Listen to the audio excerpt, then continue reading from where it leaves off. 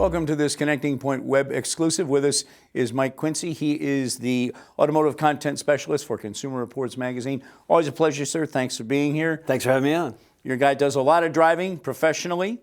Every day you drive something different. So even in this weather, when many of us are waiting for those bad days that we can stay home sometimes, you're out there, you're driving, winter driving tips, and you say, no matter what's on your car, standard issue, think about winter tires in this climate. Winter tires are honestly the be-all and end-all for surviving the nasty roads around this parts of New England. A lot of people say, you know, whatever car is, it's a bad snow car. There really isn't a bad snow car as much as they're just bad tires. And Consumer Reports evaluations, and we do test a ton of tires every year, but we're finding huge advantages with getting winter tires, whether you have front-wheel drive, rear-wheel drive, or all-wheel drive.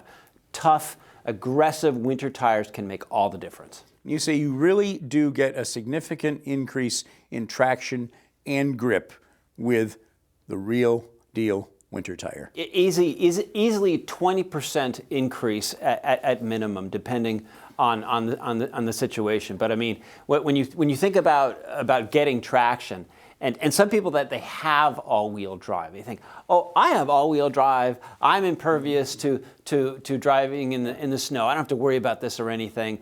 Invariably, when you're going down the road or on the highway, the car that's spun off the road probably has all-wheel drive because it doesn't help you stop. And without winter tires, you're going to have a rougher time getting going. I mean, that's one of the key grips, if you use that expression, for winter tires, is like getting you out of a snowbank, getting yourself out of your driveway. Say the snowplow comes along and plows your road. There's a big pile of snow at the end of your driveway. Those grippy tires, and especially with something like all-wheel drive, is going to help you power through it. It's going to help you in slow speed maneuvers. It's actually going to help you stop in shorter distance. That's how good the tires are. A lot of people, they have all-wheel drive, but they have just all-season tires. They think, oh, I'll be fine.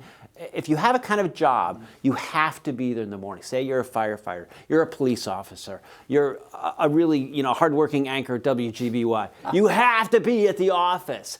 You're definitely a candidate for winter tires.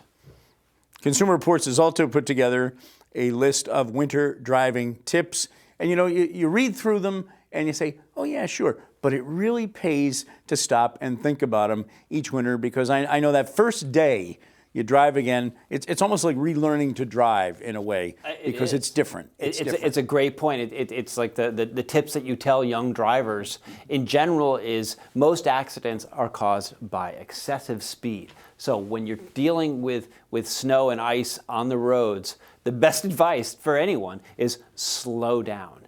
You have to plan ahead more. You're going to need more distance to stop. So if you're cruising along on 91 North and you start seeing brake lights in front of you, anticipating there's some kind of a traffic tie-up ahead, start hitting your brakes early. Apply the brakes smoothly, progressively. In the old days, we were told to pump the brakes. No longer. Anti-lock brakes, just keep your foot in it. But you need to plan ahead. You need more space in front of you to slow down in slippery conditions. So as you're driving, keep a bigger gap between you and the car in front of you. And the one tip that is so important, and a lot of people don't do it because you're rushing in the morning, if your car has been out overnight, you're trying to get it warm, clear off the snow and the ice. And since this is a G-rated program, we'll say clear off the snow and ice. Yeah, I mean, when you're the most important thing is to be able to see. And if you just scrape a little porthole in your front windshield, say, well, that's good enough, I can get going. Not good enough. You need to clear the side windows. You need to clear the back glass. You need to clear the entire front glass so you can see. And depending on what state you live in, you might have to clear all the snow off your car. There are state laws that prohibit people from driving with tons of snow on their car. You're driving down the highway and all of a sudden this big whiteout comes upon you because the car in front of you has a load of snow on their roof. Well, guess what? Be a courteous driver. Clear all the snow off before you head out of the driveway. I'm Mike Quincy from Consumer Reports. Thanks so much, sir.